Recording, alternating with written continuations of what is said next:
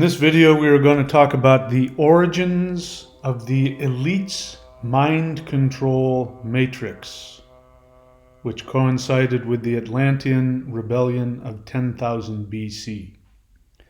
This means that the Illuminati have been controlling the minds of human beings, or have been attempting to do so, for over 12,000 years. This is how long the matrix has been active.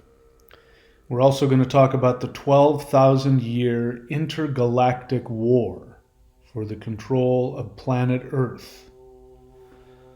Welcome to the Michael Denney YouTube channel, formerly the Thunder Wizard YouTube channel.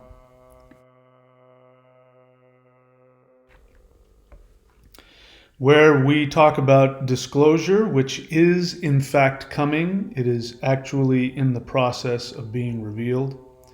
And I'm also here to tell you that open contact is here. I am proof of that. Welcome back. All right, so this is going to be a very important video.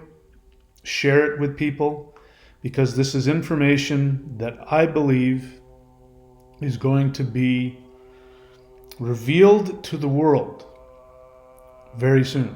And when people understand what is really going on, it is going to have a monumental shift in spiritual awakening. We just went through a very powerful partial solar eclipse that was also connected to a very powerful multiple planetary alignment in the sign of Pisces. We haven't seen anything like that in a very long time. And this combination of events, the lunar eclipse we had a little while ago, this combination of planets in Pisces, as well as the solar eclipse that just happened, this has had an effect of revealing information, awakening human beings.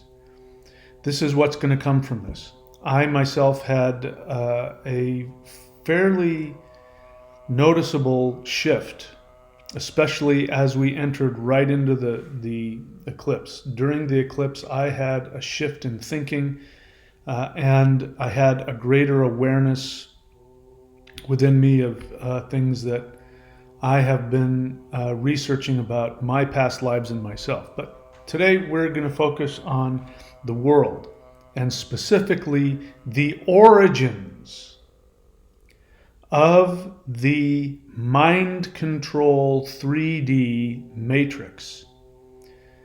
Listen, everybody's got some take on this.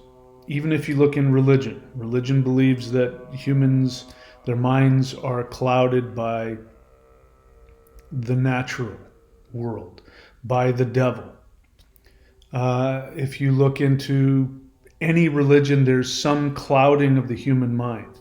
In more recent times, people have become aware of this idea that there's an artificial matrix that is controlling our perception, controlling our mind. And so escaping the matrix, among other things, means to awaken to the objective reality, as opposed to the one that's being used to control you.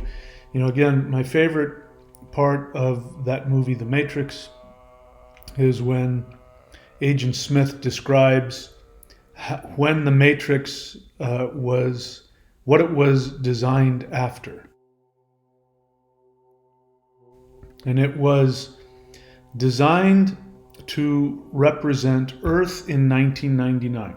And the reason for that was that Earth in 1999 was the pinnacle of human civilization, where people were not controlled to such a degree that they didn't have hope. They had access to enough material wealth that it gave them a sense of hope, and they wanted to strive after getting more of this.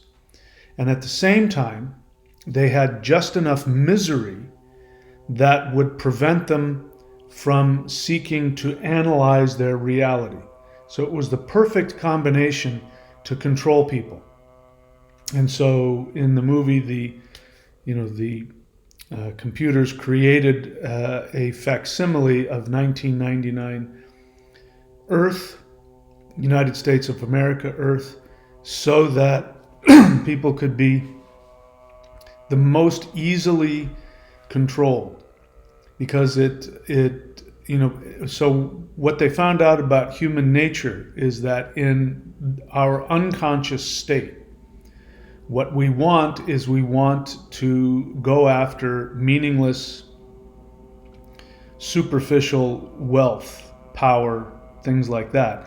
That's where we got our sense of self. And but you didn't want people to become super rich, because then, of course, then they would find out that it was meaningless. And we see this. I mean, if you look at, one of my favorite examples is Michael Jackson.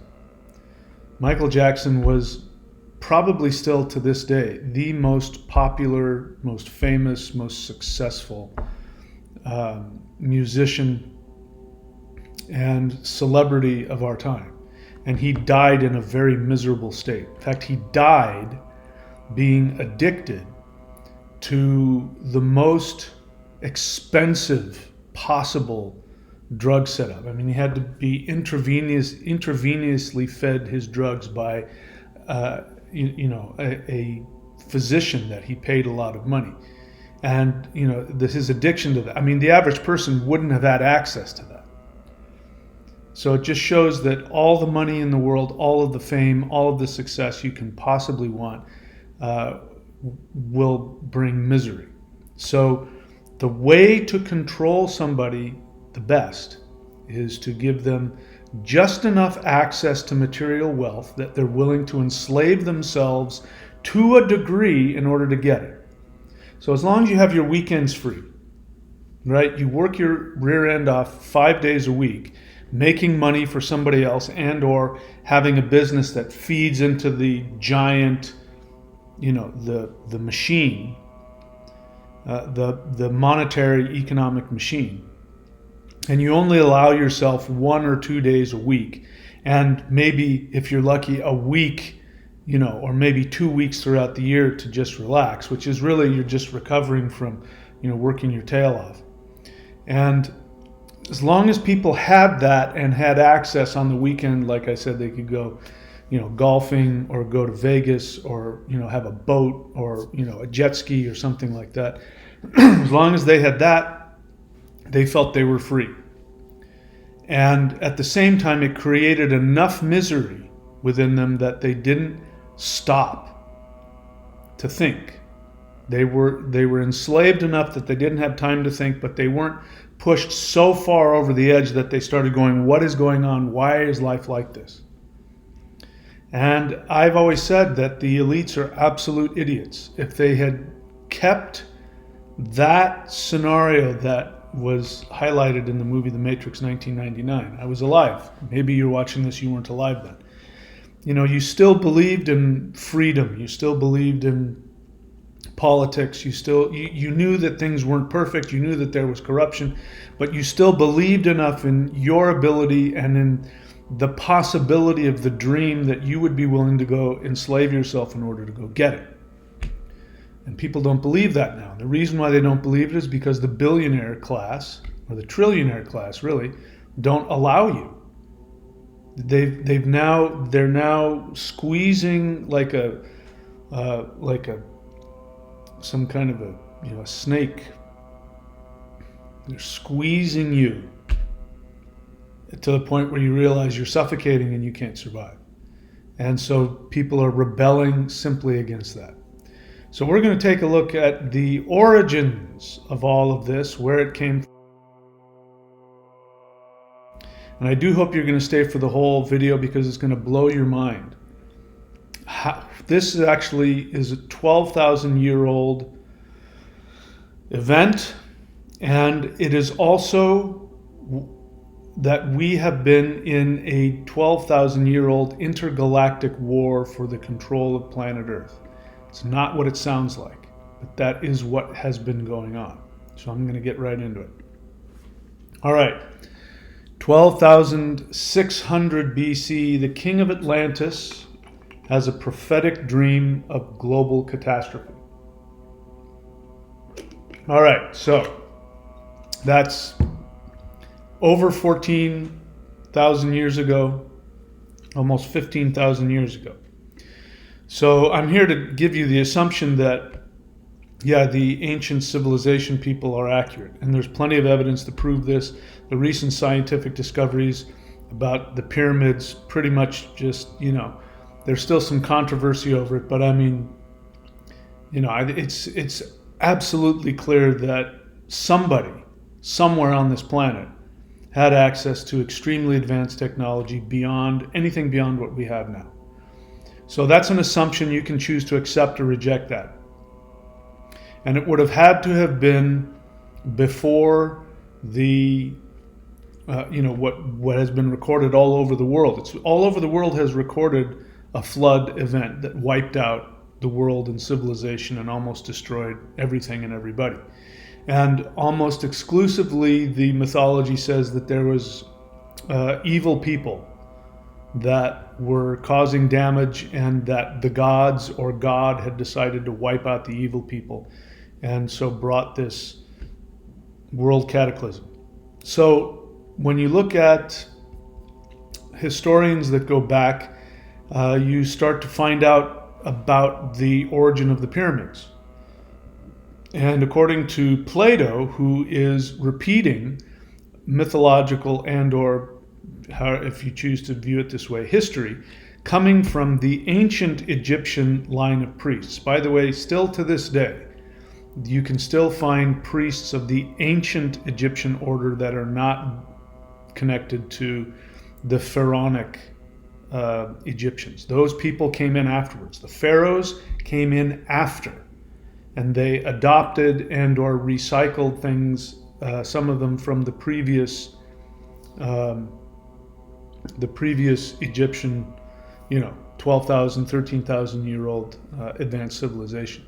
And so this is where Plato gets his information. By the way, I've done my research on this, and I've come to find out that, and this is suspicious because it's unnecessary, but in most of the translations of Plato, they talk about Atlantis as being an island in the middle of the Pacific Ocean, and they talk about certain physical landmarks like the Pillars of Hercules. And it turns out in the actual original Greek version, those things aren't there.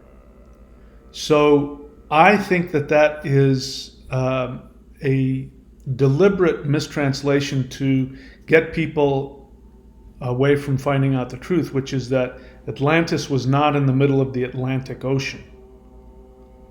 Atlantis was in a place that is known, it's still to this day called Atlas, which is in northwest Africa.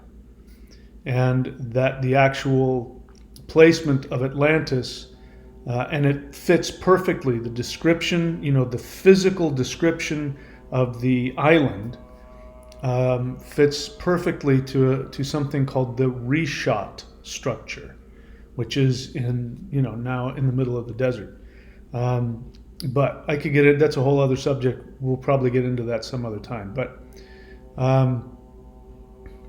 Plato talks about Atlantis, and he talks about the Atlantean culture. And so, and before we get into that, the Egyptians say that the pyramids were part of Atlantis, that it was the Atlanteans that created them. So let's go, let's take a look. I'm just going to take a look here. I've got a lot of stuff I want to look at here. So this is, I'm just looking at some important stuff according to Plato. So according to Plato, I'm quoting here now. He's talking about the Atlanteans. He says, they despised everything but virtue. So that might be challenging to understand, because despise is that. It just means they didn't care. So it's kind of a mistranslation. They didn't really care about anything. They didn't have any attachments to anything except for virtue. So that's what that means. They despised everything except for virtue, not caring for their present state of life and thinking lightly on the possession of gold and other property, which seemed only to burden them. Neither were they intoxicated by luxury, nor did wealth deprive them of their self-control. They were sober and saw clearly that all these goods are increased by virtuous friendship with one another, and that by excessive zeal for possessions and honor of them, the good of them is lost. So it doesn't flow off the tongue very well now, but it means that they valued empathy and kindness and love and connection with other people more than anything external, and that by excessive desire for physical things like wealth and property, that this would get rid of their honor and the goodness within them, and that it destroys friendships.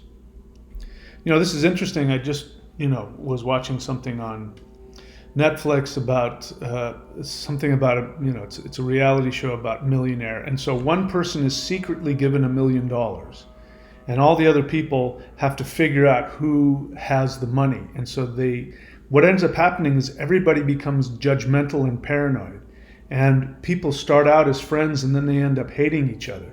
And I just went, wow, over a stack of paper bills. Really, people become, it's a poison. The whole need for money and competing with other people for money, it just poisons people, and it poisons friendships and relationships. So let's see what else. So by such reflections and by in other words, continuing to think along these lines of virtue being more important than physical property. By such reflections and by the continuance in them of a divine nature, all that which we have described waxed and increased in them.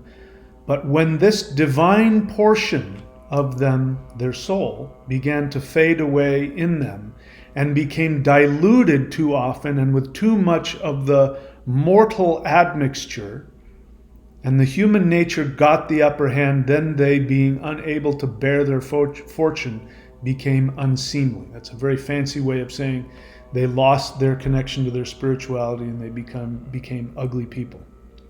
To him who had an eye to see, they began to appear base and had lost the fairest of their precious gifts. But to those who had no eye to see the true happiness, they still appeared glorious and blessed at the very time when they were filled with unrighteous avarice and power.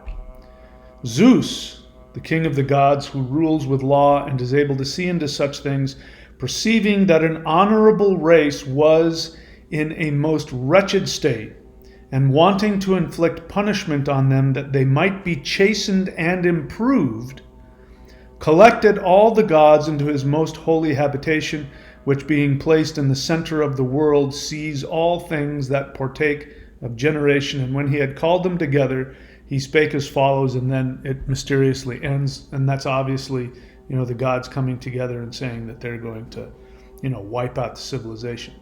So remember that. This is interesting. Again, this is Plato talking. This is a physical philosopher historian in comparatively recent modern times, who said that these people were so spiritually connected, they didn't care about money, that money was not part of their advanced civilization. He starts out by saying how advanced their civilization and their technology is, and that they didn't care about money.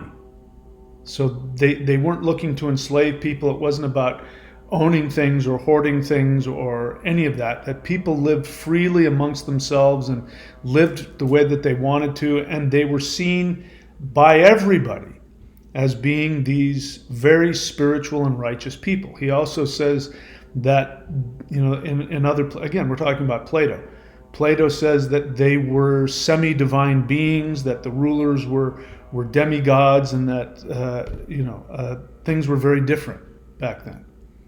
But then he talks about how they started to lose their connection to their soul, and they looked good on the outside. But the truth is, on the inside, they were becoming corrupted and evil. And then he talks about this war. There was a global war that defeated the Atlanteans. And he goes into a bunch of other stuff, which, anyway, I'm not going to get into that. So, in 12,600 BC, the king of Atlantis has a prophetic dream of a global catastrophe. So, that means that there's this king of Atlantis. According to Plato, right, they're these wonderful, beautiful, spiritual people. And they don't care about money. They love each other, and connection and relationships and empathy, spirituality. This is what has made them such an amazing people. And then we take a look at another historian. And actually, I don't know if it was one person, but it's in the Coptic tradition of Egypt and in the Islamic medieval tradition. The historical understanding is that the king,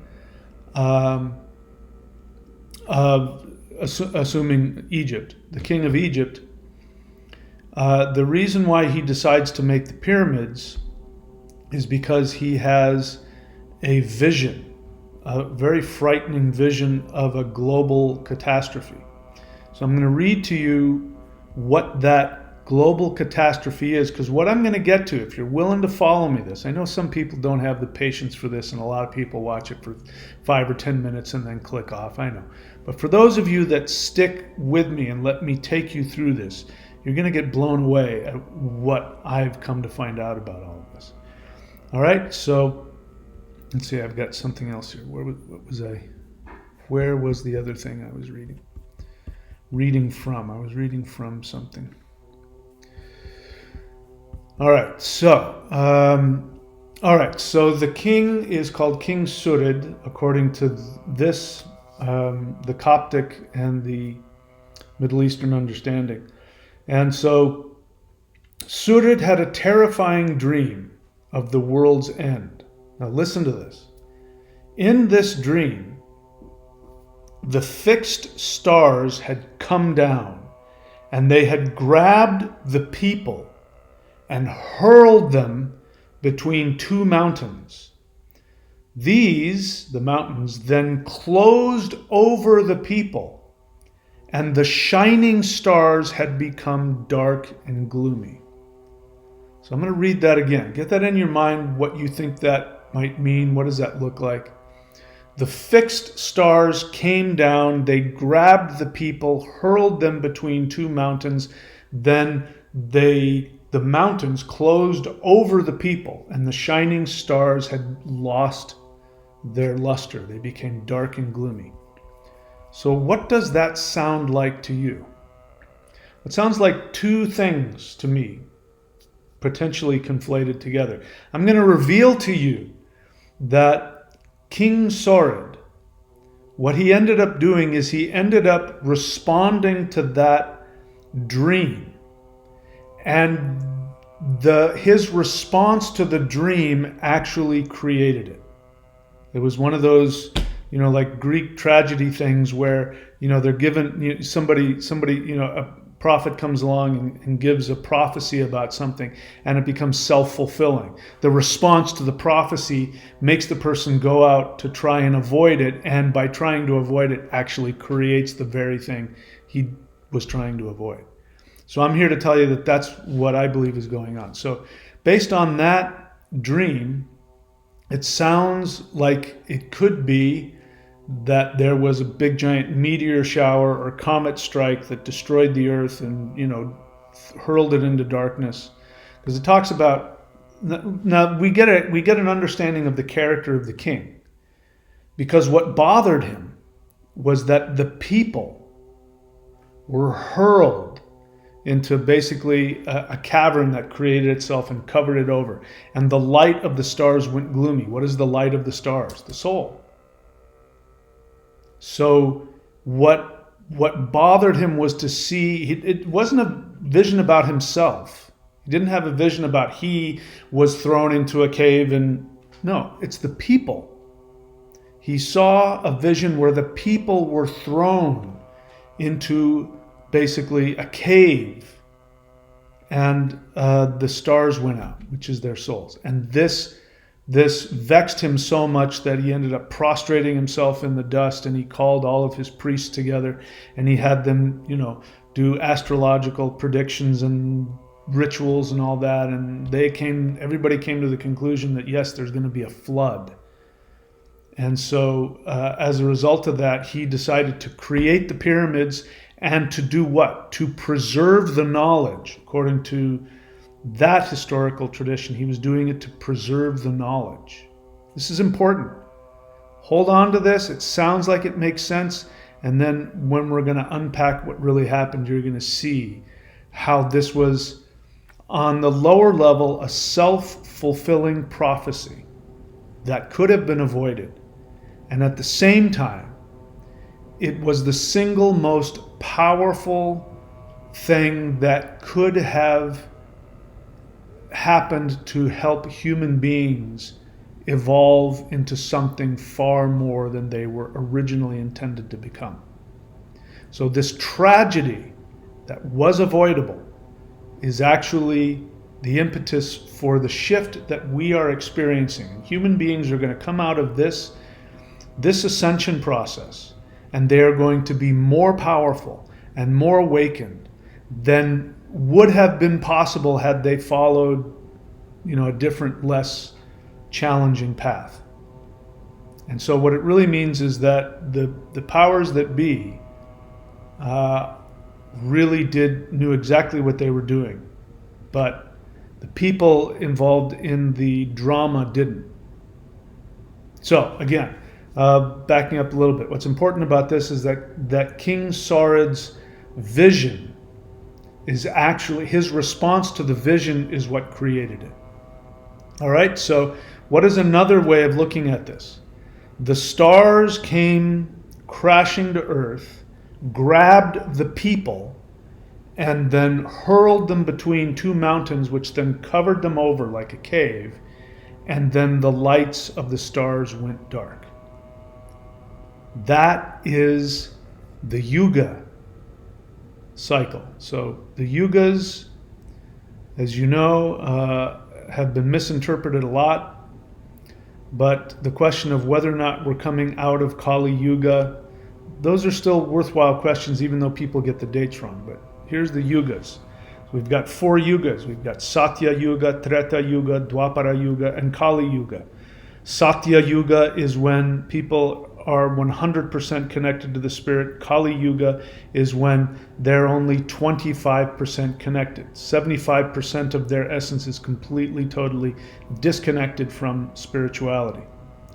So this corresponds with this, because the creation of the pyramids, if my timing is right, that would have been around 10,500, 11,500. And what's interesting is that inside the pyramids, both what we can perceive and the new evidence that's coming out, that now people are seeing, there are these etchings in there that people didn't notice before, that have nothing to do with Egyptian hieroglyphs or anything like that. And those, if you look at those, it creates a date. And the date that it creates is, in fact, 9,600 BC, when Atlantis sunk, when the flood hit. So the pyramids are actually talking about this global catastrophe that hasn't happened yet. And it is designed to do something to either prevent it or store information, or, we'll find out more later. So those are the yugas, right? So Satya Yuga, that would mean that at the peak, right there, 11,500 would have been the peak of Satya Yuga. And once it reached the peak of of consciousness, it starts to descend. And you see that if you look to the right, it starts going clockwise. Satya, Treta, Dwapara, Kali Yuga. It starts going down. So what would that dream, what could that mean? It could mean that what he saw was the Yuga cycle, that consciousness was going to begin to descend, and people would descend to a place where they were only 25% connected to the light. That's what his vision was, that the stars fell to earth, grabbed the people, and hurled them in between mountains that closed over, and then the starlights faded. It didn't say that all the light went out. They faded. That, to me, sounds like people's consciousness being occluded so that they lose 70. Imagine if, the stars lost 75% of their brightness. That's what that sounds like. So let's read that again. Now look at it from that perspective. So he obviously didn't understand what he was seeing.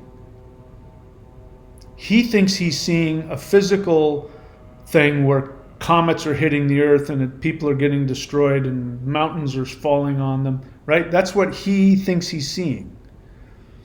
Perhaps, I don't know. We don't know what he was seeing or thinking, but that's what comes to my mind. But let me read again. Okay, so in this terrifying dream, now, quote, the fixed stars had come down, and they had grabbed the people and had hurled them between two mountains. These mountains then closed over the people, and the shining stars had become dark and gloomy. They didn't go away. They just lost the majority of their light. The stars are the souls of the people. We know that human beings are light beings who have chosen to incarnate here. This is what's being revealed to him, but he's not understanding it. So he himself, according to Plato, he would have been a demigod. He would have been a physical being that also had greater power and greater, he's in between the gods and the humans, and that's what gives him the spiritual ability to be king. And it's very clear from both of these things. Not only the way that Plato talked about the Atlanteans as these people who didn't care about money, they didn't care about reputation, they didn't care about possessions, they lived in the moment, and so it was a society where there was no money, there was no government, it was just people living amongst themselves, and that freedom and that spirituality made them these very, very advanced civilization. He makes that very clear. And then that light within them starts to fade, and they look good on the outside, but on the inside they're filled with all of this, corruption and evil. And then by the time the rest of the world figured out that they were evil, this big war broke out, and all, and then there was this flood. Right? Are you seeing how this works? So what ends up happening to this poor king is that he responds to this dream and he doesn't understand it. What the dream was talking about was that it's time for consciousness now to go down another level, and instead of responding to it from his higher dimensional self, he responds out of, clearly he had become attached. Even though he was a good and righteous person, he clearly got attached on a physical level, and he forgot. All right, and so he reacted, and his reaction out of paranoia was to do what? To take the knowledge and bury it under a pyramid. What he should have done was he should have revealed the knowledge to people, because he could have said, listen, we're going to lose our light, human beings are going to descend into less connection, and we need to keep awareness of the rituals and the practices and the spirit, and to teach each other and remind each other and teach your children about it, so that the spiritual practices will bring us through this dark age and bring us back out the other side better. But instead, what did he do? He took the knowledge and he shoved it according to this anyway, he shoved the knowledge inside of a pyramid, locked it up so that it wouldn't get destroyed. And what happened is the knowledge should have been given to the people as opposed to being hidden away. So that created more fear, it created more ignorance, and as the darkness started coming over people's minds, they didn't have the knowledge to help them get through. So they became more corrupt, more evil, more frightening, etc. All right, let's keep going here. So, 12,600 BC, the king of Atlantis has a prophetic dream of global catastrophe. King Saurid orders pyramids built to protect knowledge and create an energy shield. All right, so you've heard me talk about this, but so the pyramids did multiple things. And one of the things that the pyramids were designed to do was to create, they were a technology, a frequency technology that used the frequencies of Earth, frequencies of the stars and all that stuff. They took all of their knowledge and created this piece of technology. You know, it's a giant crystal because it's made out of a lot of, not entirely, but made out of a lot of granite, which is basically a quartz crystal.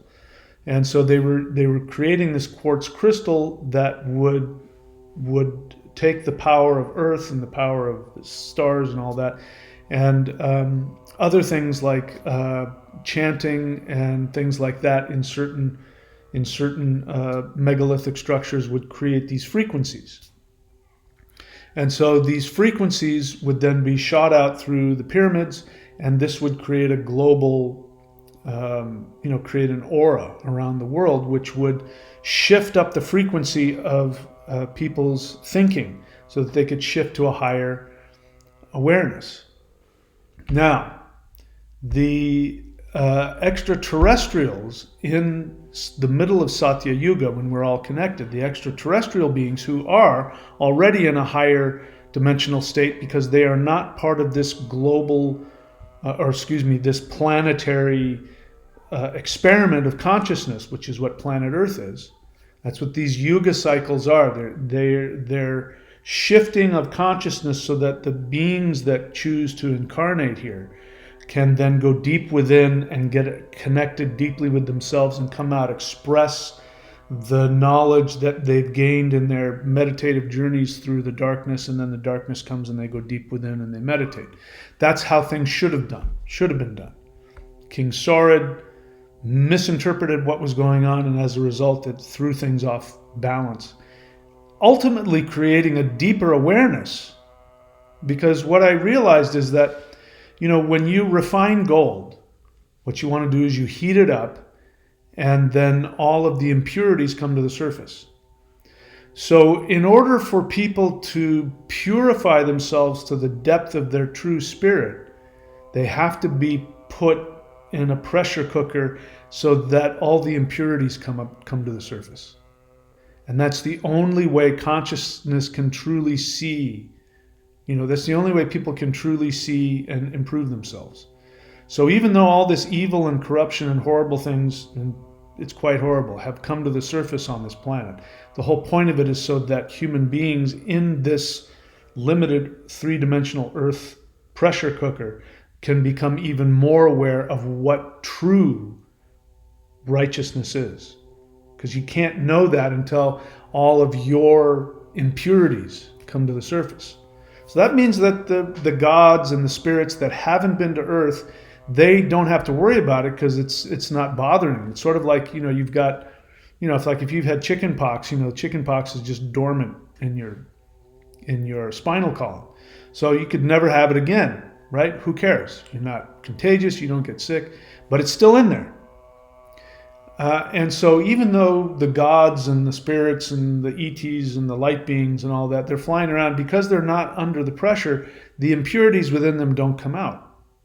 So when a light being wants to become even brighter, they come to Earth so that the impurities will come out. This is something that I've come to realize because, the level of awakening I've experienced is beyond anything I've ever seen or heard about or read about. And yet I have still retained all of my normal 3D human negative garbage. I do my best not to act on it, but it's still there. It still affects my mind. And that's because that's the nature of Earth. This whole idea that spiritual beings, float around on, clouds and their farts don't smell and, all that, the whole enlightenment thing, it's all nonsense. It's all bullshit. That enlightenment comes through being like a diamond, coal being crushed to the point where it gets purified into something harder and brighter. And this is what's happening here. This is why there isn't any one person on this planet that doesn't have major challenges and difficulties and doesn't at least have the potential to make mistakes and cause harm. I don't know one person. There isn't one person, and I've trained with, far more masters than I, would care to remember, and none of them were free from their own garbage, and none of them were free from at times being hurtful and abusive and selfish. Not one of them. And some of them were extremely destructive. And I've just come to believe, just like the old, people talk about, the old pagan religions, the gods, had flaws like humans. And then out of nowhere we have Jesus who shows up and he has no flaws. And we have the Buddha who's presented as being a flawless person. But when you look at the actual historical Gautama Buddha, you find out he was very human. He was very physically sick when he died. He ate meat. He wasn't this vegetarian that floated around and all the stuff that's written about him. A lot of it is made up nonsense. He was as human as they come. And yet he was the incarnation of Vishnu on earth. That means that no matter how pure and beautiful a God is, when they come to earth, their impurities are going to come out. There's no way around it. And so this is going to be the end of the religious dogmatic nonsense, where, I'm not going to mention any names, but, some of the spiritual godmen who, that people revere, and they sit on these lavish thrones with their beards and their, and they act like, and people treat them like their poop doesn't stink. Everybody's poop stinks. That's what I've come to find out. Anyway, I'm digressing here. So King Sarid orders the pyramids built to protect knowledge and to create an energy shield. The Pyramid Earth Shield increases ascension ability in spiritual practitioners. So something happens that I think King Sarid didn't expect.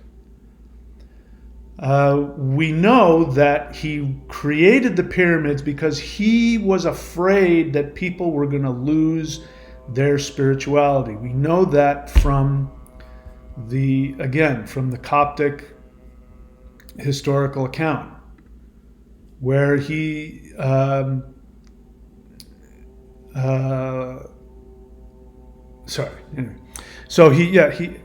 got lost. I forgot what I was saying. What was I saying? So the Pyramid Earth Shield increases ability in spiritual practitioners. Okay, so point I'm trying to make here is that he did that to prevent that horrible thing happening, where the people and their light is thrown into a cave and they lose their connection to the light within. Whether he consciously knew that or not, that's clear what he felt. He was afraid that was going to happen, so he created the pyramids, among other things, to do two things: to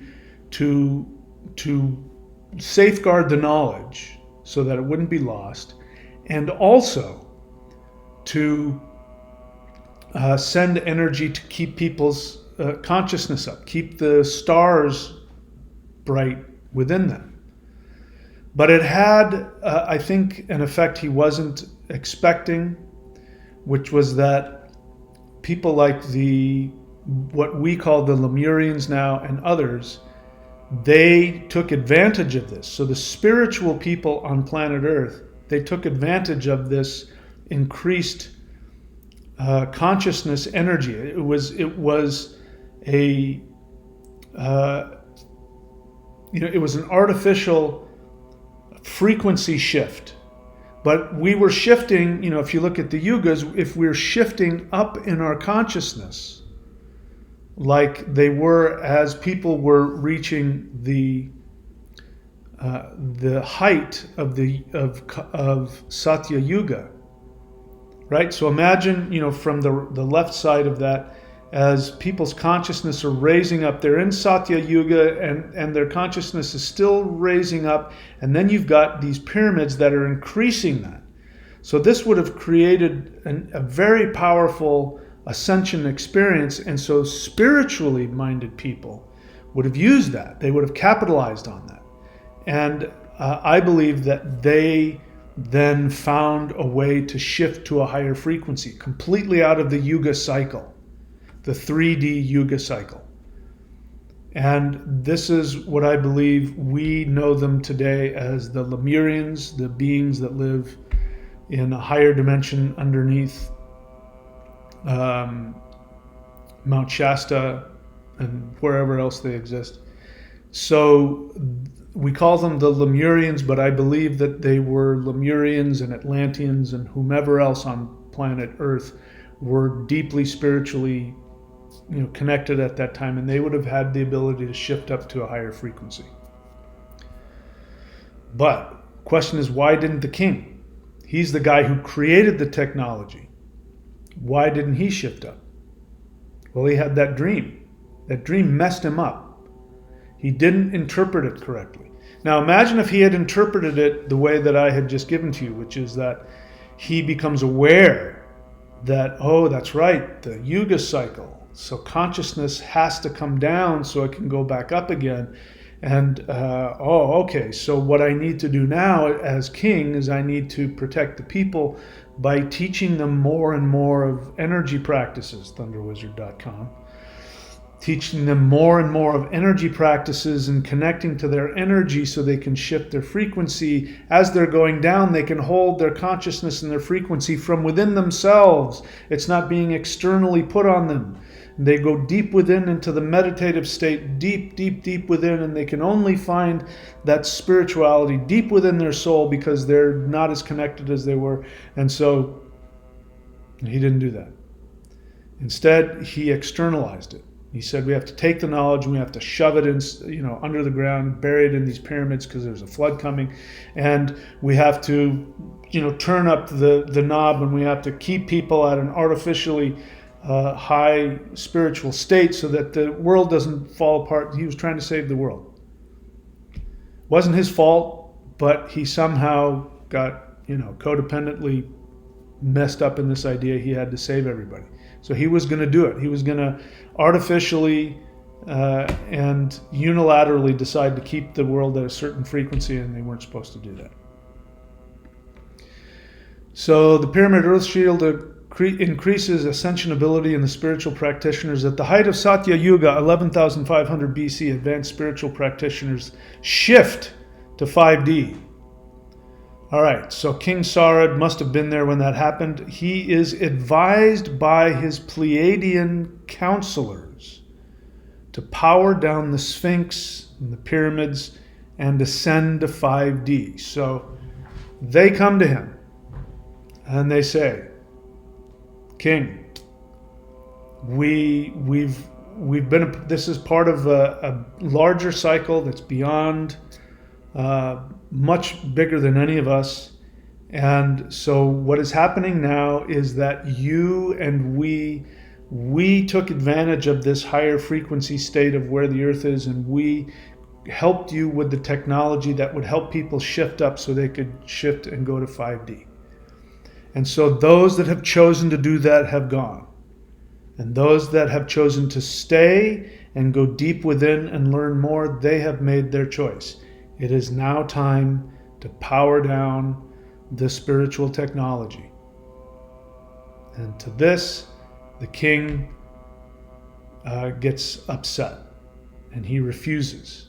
And they say, power down and come with us. We're going to shift up to a higher frequency, and you can do more good for your people from a higher frequency than you can with them. They're going to go down. They've chosen to go down.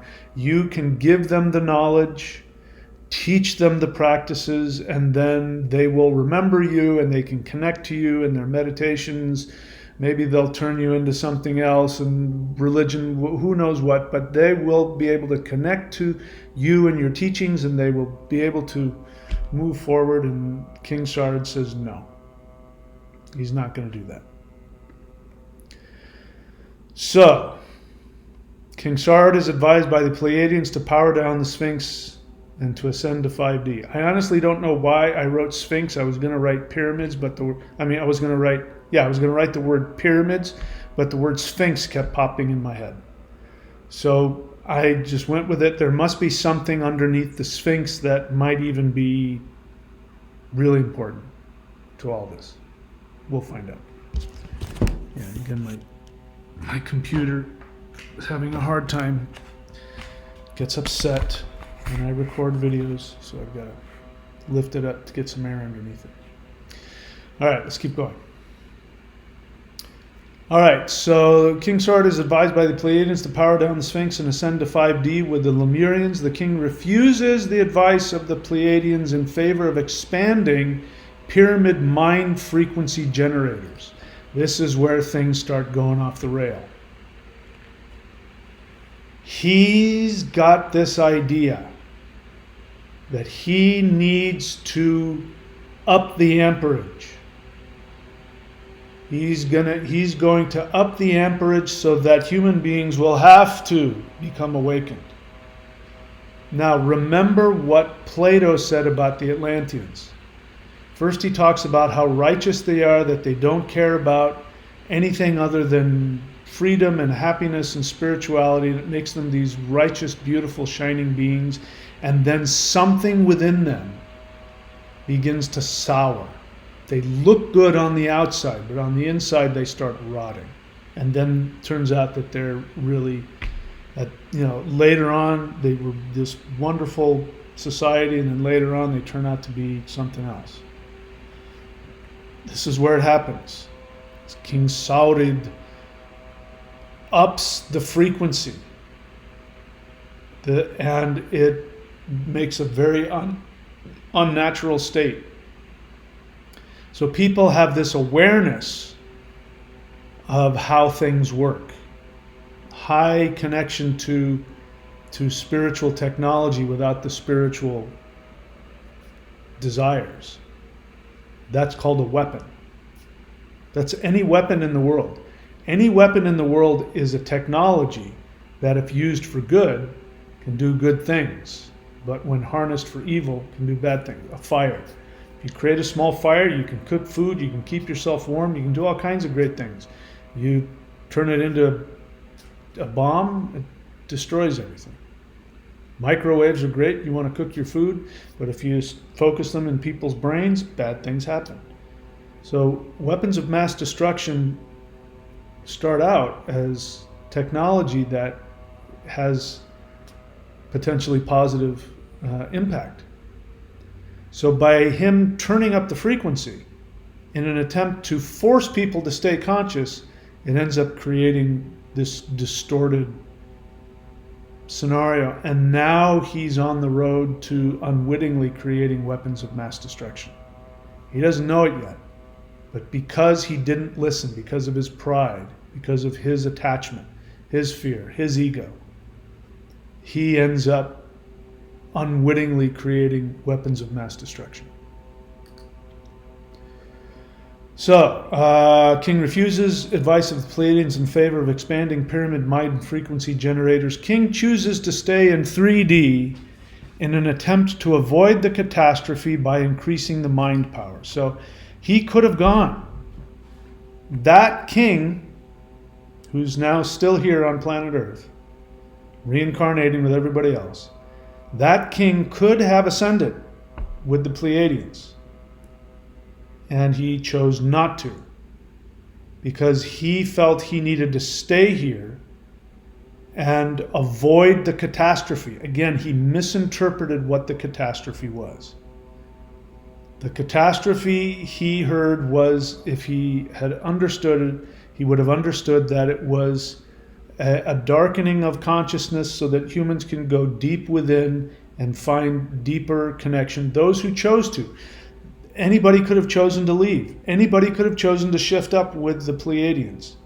So those that didn't were attached and wanted. It means that their soul wanted more training down here. They weren't ready to graduate. They wanted to go deeper into a deeper training mode. Of course, consciously they're attached selfishly and otherwise, and they get attached to physical things, and that lowers their frequency. But the intention of their soul is, no, I don't want to go up there yet. I got more stuff I got to learn. So I want to go down in the Yuga process. These people needed somebody to guide them, which is where religion comes from, prophets come from. They needed somebody to guide them, and nobody was there. The guy who was supposed to give them the knowledge of how to handle this shift going downward, he lost his bearings and he did not do his job, in which case, because of that emptiness of the ignorance, it created more darkness within them. But the end result of that was people became even, had the opportunity and will become even more spiritually powerful as a result of that deeper 3D experience. King chooses to stay in 3D in attempt to avoid catastrophe by increasing mind power. King's inner circle follows him into attempting to avoid Yuga shift with artificial 5D tech. So, karmically speaking, this light being who became this demigod king, a bunch of other light beings come with him, and they are there and they incarnate as his inner circle, his support, his guidance, wife, kids, ministers, generals, whatever. He's got all these humans around him, and they follow him. They believe in his vision. And he's able, because he's so persuasive, he's able to persuade the people around him that he knows what he's doing. I can imagine him coming together and having a meeting. I have a very important council meeting, and he comes together with all of his council and people, maybe even light beings show up, and he says, listen, these foreigners, these light beings, these Arcturians, these Pleiadians, they're telling us we got to turn off the technology. We've been using this for however many hundreds of years, and it's been, the shift and the benefit has been incalculable. Look at what's happening to people. I had a vision. You guys heard about it. I built the pyramids for it. I saw what's coming. Humans are going to lose their connection. They're going to go down, and we have to fight to preserve our consciousness. I am not going to listen. I'm telling you, I am not agreeing with the Pleiadians and the Arcturians. I am choosing to do this. I want you guys at my side. And because karmically these people are bound to him, he's able to convince them. Because what they're really doing is they're going to be with him and support him no matter what he does. That's the soul contract, if you will, that's made between these souls before they come down. So he convinces them. This is going to backfire on him. Because what ends up happening is that they believe in his vision to such a degree, they start to feel that this spiritual technology is what's most important. And let's be clear, what King Saurid is wanting to do is to influence people's consciousness. Now, he wants them to be conscious and live in this free society forever. He doesn't want them to descend into materialism and all that. He wants them to stay at this level of, we don't need money, we just connect to our spirit, we love each other, and all of that. That's what he wants. But ironically, he's attached to a physical external means of creating this, which is the spiritual technology. that he is trying to legislate. This is what has to happen. He's not giving anybody any choice. He's just going to decide for them that they're going to stay at this level of consciousness. And the people around him believe in him. They're human like him, so they're frightened of losing their connection. So they go along with him. This is going to become very bad very quickly. So King's inner circle follows him into attempting to avoid Yuga shift with artificial 5D tech. As Satya Yuga energy decreases, the King's supporters, which now are the elites, become more corrupted. So as this Yuga cycle now, what that means is at this stage of the game, I don't know how long this king lives for. He probably, if he is this demigod king, he probably lives longer than the average human. He might live hundreds of years. I'm not married to any of that. But at some point we see 11,500 BC is the pinnacle of Satya Yuga, and then it begins to descend. So clearly we have passed that point. And consciousness is descending, but they're still in Satya Yuga. And things start to get corrupted. Bear in mind, Satya Yuga, even when it's descending, could still be a wonderful time where people could start going in and meditating more, doing more energy work, doing more ritual work, going deep within. But if they're focused on an external source for their consciousness, the technology, then they're going to become, it's going to be easier for them to become more connected to the external rather than the internal, which means they're unwittingly moving away from their souls.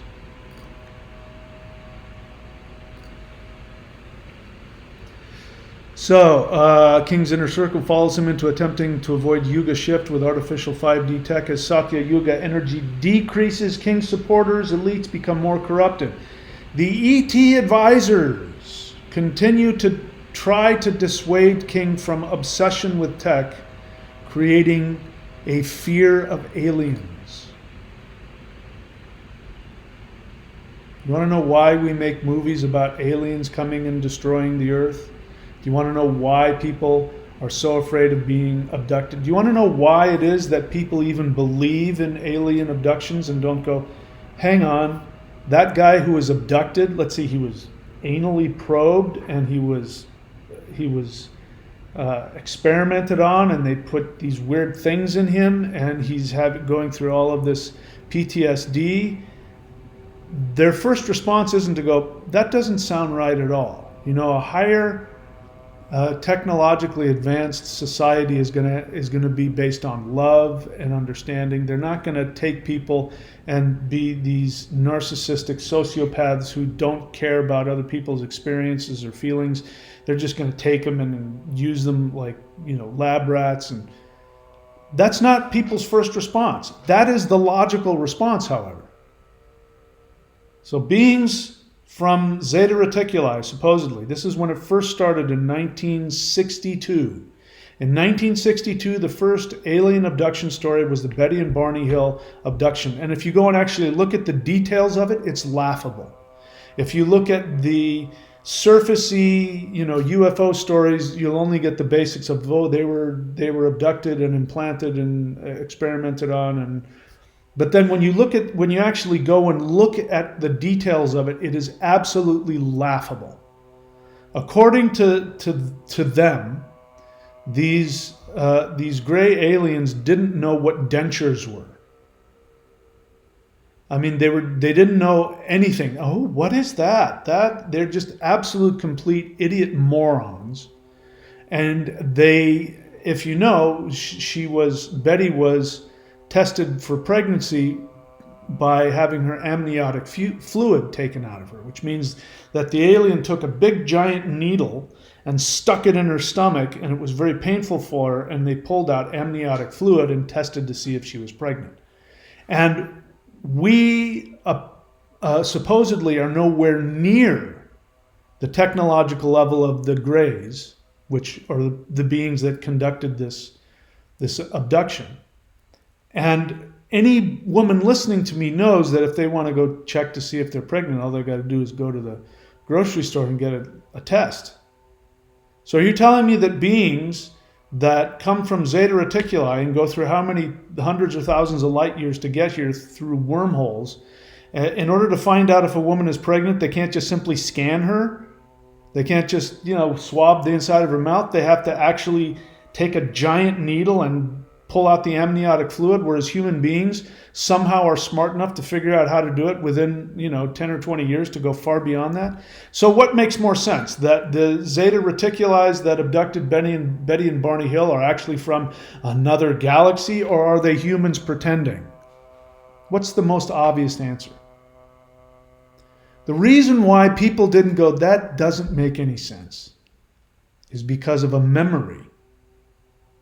A memory where human beings began to fear extraterrestrials and began to fear that extraterrestrials wanted to deprive them or harm them. So this goes back to when King Saurid is convincing his inner circle, don't listen to the extraterrestrials. They want to take away your consciousness. Trust me, let's keep this going. Let's keep this technology, consciousness raising thing going. And they fully bought into what the king was saying. And then they bought into it so much that it turned into extraterrestrial, hatred, which we still carry with us today in our memories. That's why people want to watch alien movies where aliens come and do horrible things to people, even though it doesn't make any sense. Why would they do that? It doesn't make any sense. Think about it. Only lower developed people do that. Higher developed beings don't do that. Why isn't that the first thought? Because we have 13,000 years in our DNA of being told, be afraid of the extraterrestrials. So, King's inner circle follows him into attempting to avoid Yuga shift with artificial 5D tech. As Satya Yuga energy decreases, King supporters, elites become more corrupted. ET advisors continue to dissuade King from obsession with tech, creating fear of aliens. ETs remove spiritual protection from the king. And then the elites launch a rebellion against the king. So, there was a point where King Saurid was told he still has connection to these extraterrestrials because he himself is energetically a hybrid. He's not a physical alien hybrid. He's fully human, but energetically he is hooked up. He is hooked up to them. He is hooked up to their energies. More so than many humans. So from their higher dimensional perspective, because this guy is the king who's supposed to be protecting spiritually the whole world, and he is the interface between, he's also the priest, shaman king. He's the interface between the higher dimensions and the earth and all that. Because of that, he actually is hooked up to their spiritual tech in higher dimensions, which allows him greater shamanic capacity, greater spiritual capacity, so that he can be a more connected, empathic shaman king. So they're keeping this connection in him, even while he's going off the deep end. So they're not angry with him, they're not fighting with him, they're trying to help him figure out where he needs to go, because he's a human like the rest of them, even though he's got other stuff going on, and he has his own, his own learning that he has to do. But at some point, it starts to get to the point where now he's got this higher dimensional energy, which is now giving him an ability to do things, and it's starting to learn, get into a dangerous place. So they come to him, and they tell him, look, we only want to help you. And you're not believing us when we tell you that this downshift has to happen, and your job is to teach people spirituality, to turn down the technology and let people go deep within and meditate for a few thousand years. And because you're not listening to us, and now you've got your inner circle, they're fighting with us, they're becoming very dangerous, we're going to have to take away the connection that we've given you from birth. Now, the king thinks that his connection came from him. He doesn't realize that some of his higher dimensional connections are actually given to him as a responsibility and a gift from higher dimensional beings. He's now lost his connection to his 5D self to the point where he doesn't remember that. And so they take away that higher dimensional connection to him, and he loses a huge amount of energy. So much so that one of his Andromedan advisors comes to him, and she tells him what has happened, and she tries to help him understand that he can shift up, that it's time for him to shift up to 5D.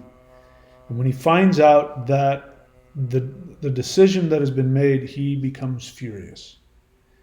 He becomes furious with and he feels so betrayed by his Andromedan helper, counselors, and the Pleiadians, and all those that were backing him and supporting him spiritually, to feel them disappear.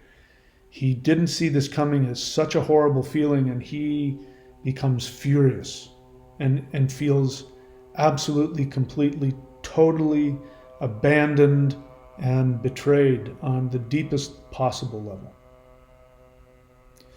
Now, what ends up happening here is they say, okay, King Saurid, you're on your own. We have to pull, but we're here whenever you need us. If you change your mind, let us know. We're here. But we have to pull away our protection of you. Now, up until this point, of course, people's consciousness are going down, and the king has created some enemies. Now, these are enemies, some he knows of, who are now wanting his power and calling him a tyrant and things like that, and wanting to take away his power and supplant him. And then there are people that support him, but at the same time, they don't want him to be so close. Even though he's disagreeing with the ETs, he's still aligned with them, and they don't want that. And so they become kind of like, they get a religious fervor about the, America first, humanity first. And so there are people that are subtly behind his back plotting to take away his power, but they can't, because he's incredibly powerful. He's spiritually like one of the most powerful people on the planet. You can't just go and off this guy. You can't. He's gonna know it before it happens. Psychically he knows, energetically he knows. So they can't touch him. But when the ETs pull away their spiritual protection of him, now he's vulnerable. And he says to the last ET he speaks to, who tells him, come on, shift up with us. And Andromeda, she says, come on, shift up with us. We're waiting for you. We love you. You can turn this all around. Things are going to go down. You can better serve them up here. And she says, your protection has been taken away. I told them to do it. And he absolutely loses it. The king absolutely loses it. And he becomes violently angry. And then the people that are in his inner circle, who are pretending to care about him and pretending to be on his team, now there's nothing preventing them. So they split off, and they start to, they create a war. They align themselves with the Lemurians that have not shifted up, and those Lemurian elites who want access to the technology, which the king has buried underneath the Sphinx. He has not given access to the technology to any of these elites. Some of them have little bits and pieces of it, but nobody has the whole thing. And so you can imagine this goes on for a long time. They try and get the technology from him. They try and squeeze it out of him. They try to placate him. They try and do all kinds of things. He's still, even though he's horrifically hurt and feels betrayed, he still knows his job. And his job is to protect people. And he's not going to give in to this. And he's not going to start a war with the extraterrestrials. He's not going to do that. He's not going to turn the pyramids into weapons of mass destruction. He's not going to go there. And instead, he gets into a war with the other humans. And we see that Plato talks about this. There's this war against the Atlanteans. That's what he's talking about. And in this war, there is use of technology, which we hear about in other, some of the Vedic myths. We hear about the technology being used to wipe out entire armies. So this is being used on both sides. At some point in this war, King Saurid is assassinated. And the elites who used to be his close inner circle, now his enemies, they come in, they sweep into the capital, and they look for the technology. They can't find it. They look for where and how they can get it out of the pyramids. And I'm not sure about this fact, but we do know that there was some explosions within the Great Pyramid. You can see the smoke, that there were explosions. That could have been a result of the technology being destroyed as a result of the flood event, earthquakes, or who knows what. It could also have been them trying to find the technology or trying to use it, or who knows what. Maybe trying to turn it into a weapon of mass destruction. At some point now, King Saurid is gone. He's been assassinated. And the elite rebels have taken over, and they're now focused on using the technology to control people's minds. What happened is that the king's philosophy of using the technology to shift people's consciousness up to avoid losing their conscious connection, which was mind control, albeit, with a positive motive. It's still mind control. The elites, on the other hand, have now come to the conclusion that they can use this technology to control people's minds in any way they want, which means they can enslave the whole world. They can use the pyramids to send out a frequency that will be able to control them. And then they can use them as slaves, whatever way they choose. And they believe, because the distortion of the belief is they're doing it for their own good. This is for your own good. This is why the elites today still believe that they have a right to rule over us. This is why kings have always had this, divine right. This is, divine right of kings. They are here. This is why the Bible, the New Testament, tells you to obey your rulers, that God has placed them there. It comes from this old, distorted belief from the rebel elites who wanted to take over the world. They believed that they had the right to have mind control over the other people because it was in their best interest. That's what they tell themselves. Now, the extraterrestrials, they have pulled their protection away from King Saurid. It was a great loss to them, huge loss to them. because they are here. If we pull back further, remember that the whole Earth experiment is a cooperative experiment. Human beings, Earth isn't just about human beings. Human beings are the volunteers. And among human beings who incarnate, you have Arcturians, you have Andromedans, you have Sirians, you have Pleiadians, you have beings from other galaxies I don't know the names of. And all of them come here to be part of this experiment. And it means that all of these other galaxies and civilizations are involved in the experiment and watching the experiment and learning. I heard from somebody, and I believe it, somebody in interdimensional meditation went and saw a planet where there were, a bunch of ETs watching on a screen things that are going on planet Earth, because they're learning. When we achieve something spiritually, they get very happy. Yay, humans! Because their relatives are there. They have relatives that are humans that have incarnated. So the ETs never left. Now they've got a much harder job, because human beings have lost the knowledge of how to communicate and connect.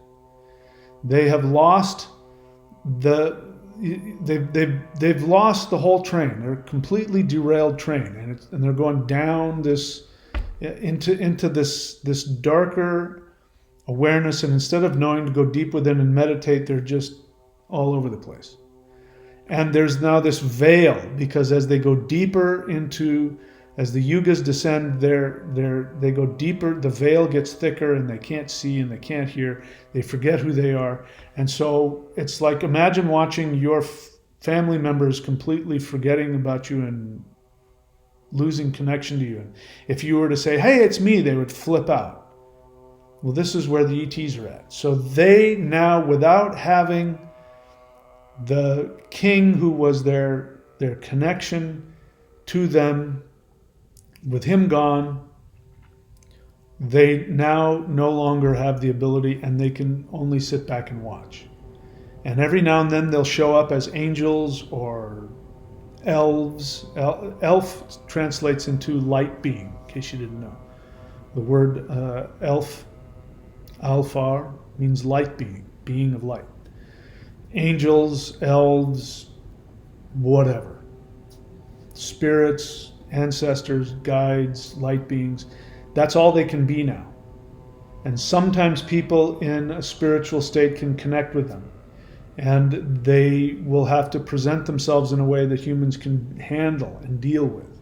Because if they were to reveal their true self, their extraterrestrial self, it would flip out humans, because they're disconnected, and now they've been hypnotized into being afraid of ETs.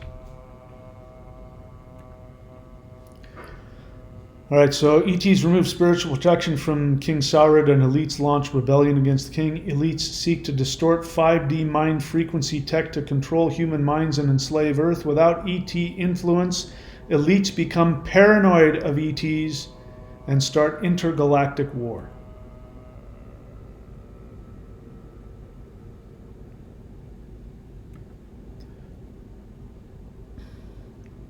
King fights against elites and is assassinated. The elites begin creating weapons of mass destruction, which are designed to destroy the extraterrestrials, their own family members. Their own family members who aren't in this 3D human video game. They are actually seeking them out and trying to shoot them down, kill them, destroy them. It's going on till this day. Now we finally know about it.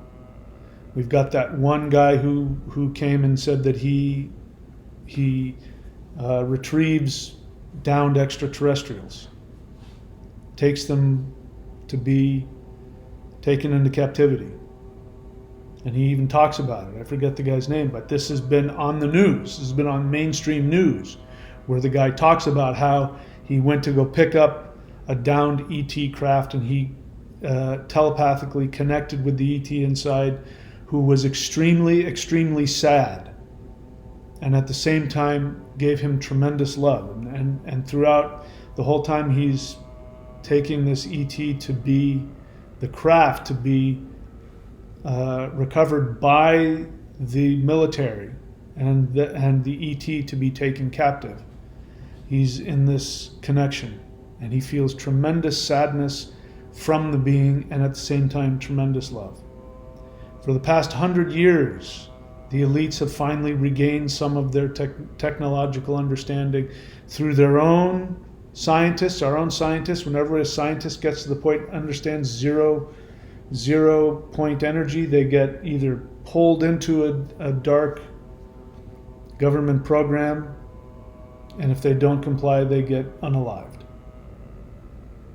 And so to this day, we have, I don't even know how many ET craft have been down, reverse engineered. You're being told this. They're telling you, we are reverse engineering.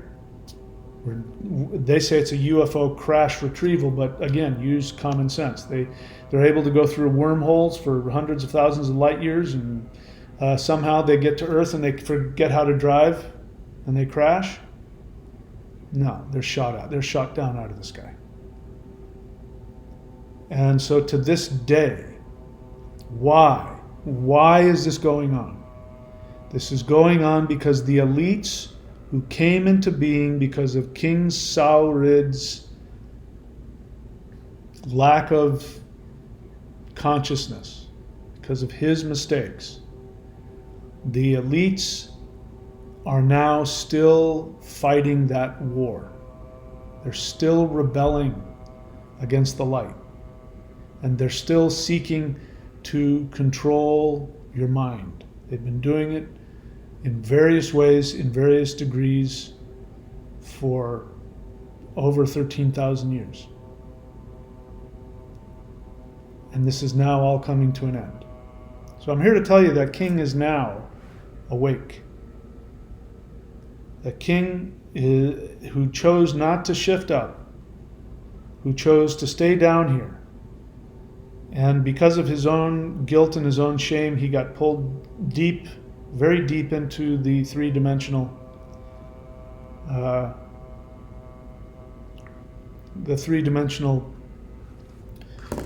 reincarnation loop, and he has been unconscious of all this for 13,000 years.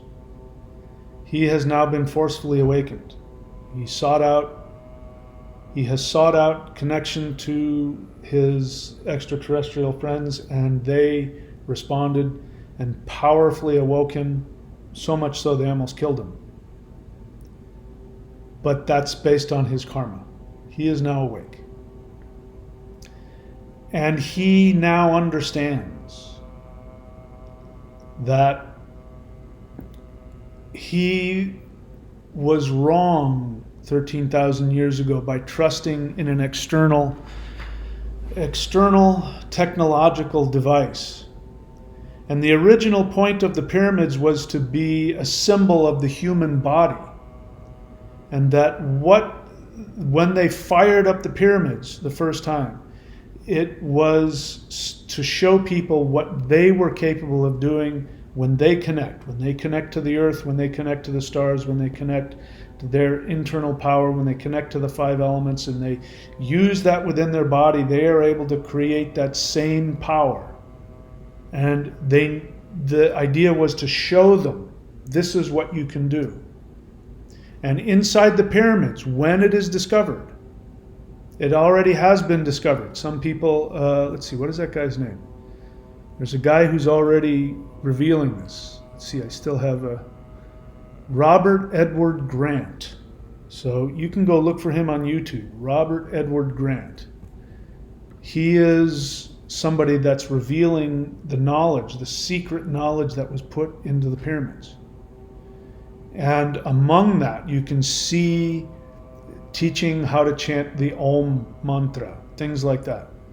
And showing that all of this was a symbol of the human body. And this knowledge will be revealed. We are slowly waking up to that.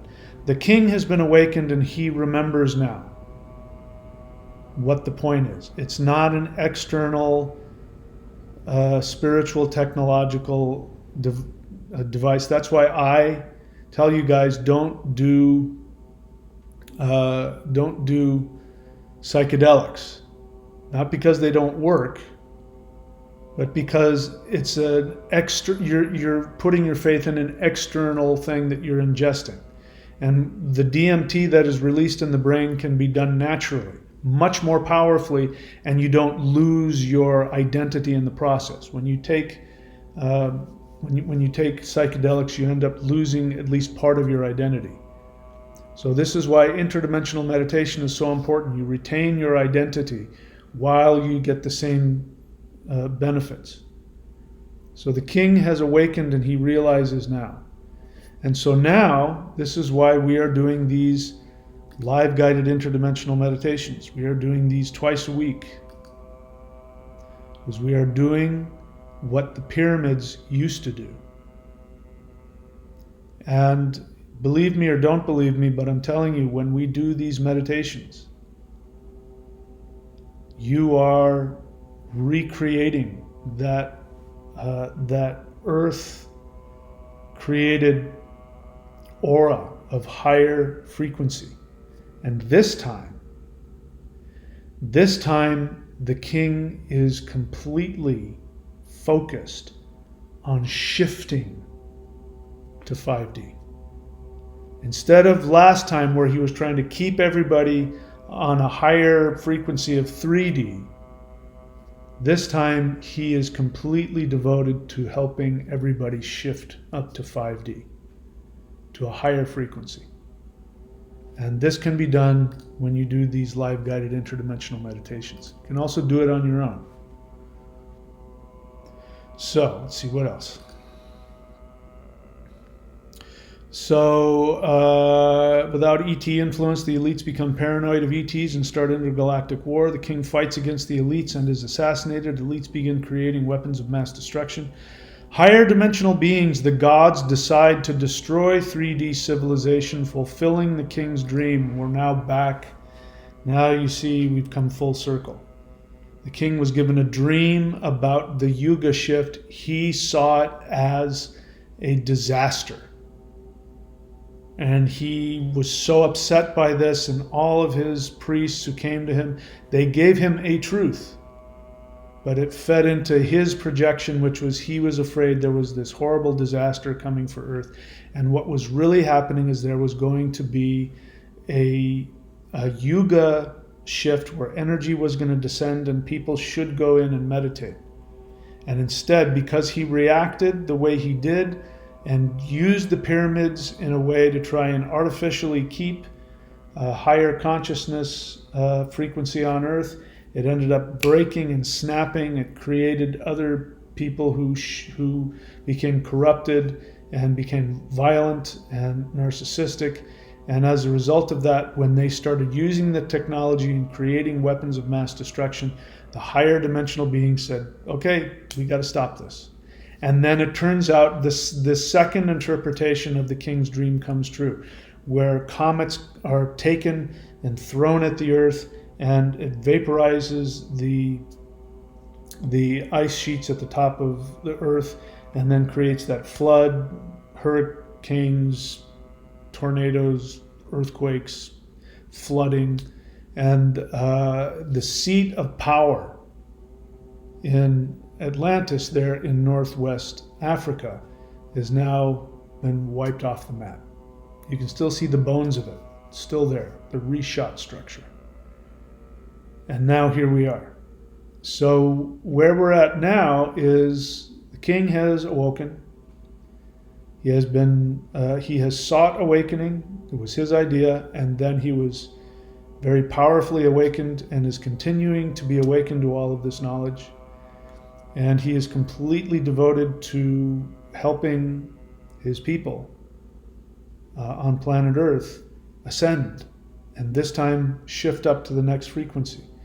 And all of the light beings that were working with him throughout his life are still here. All of his advisors are still here, and they're now communicating with him. He is now in contact with his Lemurian family members and Atlantean family members who are in a higher dimension still on planet Earth underneath Mount Shasta and perhaps other places. He's in connection with them. And he has been reconnected. Remember when he was king, he was hooked up, he was connected to the light beings, their higher dimensional spiritual technology that was taken away from him when he did what he did. And now that he has awoken again, he has volunteered to come back to work, and they have hooked him back up.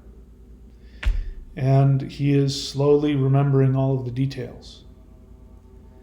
And so the Council of Light Beings who decided to send the comets to wipe out civilization, those same Council of Light Beings are now working to help the reverse happen. Instead of this, when the flood event happened, consciousness then crashed.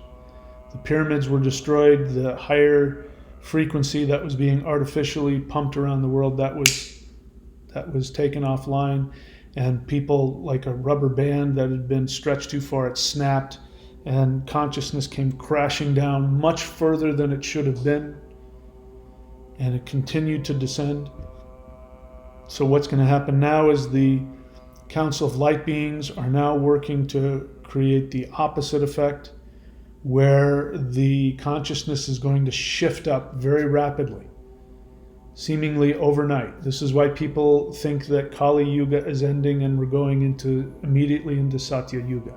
We are going to shift up beyond where our consciousness would have normally been if we were slowly rising up the Yuga cycle, but it has to balance out. And we crashed very suddenly and very far 9,600 years ago when all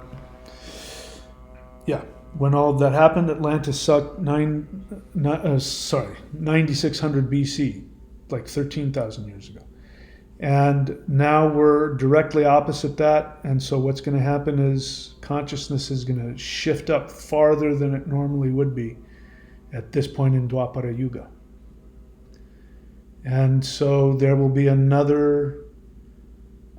assuming there's going to be another opportunity for people to shift. Some people will choose to stay because they have things they have to learn, and some people will be given the opportunity to shift up. And I can tell you that the king, if he is able, this time he will shift up. So that's my new movie idea. What do you think? Anyway, that is the origin of the elite's mind control matrix and the nature of the 12,000-year intergalactic war for the control of the minds of planet Earth. All right. Thank you, my friends. I love you very much. You know what to do. If you want to help this work, which is completely devoted to King Sarid's original idea of helping shift human beings up to the next level, this channel is completely devoted to that. So what I want to do is challenge you to support the king in his project and empower yourself. This is the challenge, to empower yourself. Go here to thunderwizard.com, subscribe to the Warrior 90-Day Lightning Qigong or above for your own empowerment. Go to the shop. Look at all the different practices that are there. The Maoshan 5-element spirit fighting, all of the meditations that are there, all of the teachings that are there. Look at all the ways that you can interact with me personally. There's a new service that I'm going to be giving again, which again in the spirit of the Shaman King, who channels energy to his people. Channel.thunderwizard.com. Go there to see how you can get channeled readings from me. I will use my connection to my higher dimensional friends who want to help you reawaken to your 5D self. And so go there. All of that helps support the channel. The channel will not survive. This is just a fact. The channel will not survive at this level of financial support. It won't survive. So the challenge is for you to shift up. It's also a challenge for you to support me in this work. And you know where to go. All of these links are here. If you want to read my books, you can go there. But the most important thing to do is to do these live guided interdimensional meditations. This is, we're firing back up the pyramid technology, but the pyramid is you. We're firing it back up. And we are going to shift the frequency of this world up. Those who wish to come with us, wherever we go, they can shift up with us. Those who have things to work out, they can choose to stay down here. But the most powerful thing anybody can be doing is doing those meditations. That's it, my friends. I love you all. Please be very good to yourselves. I will see you all very soon.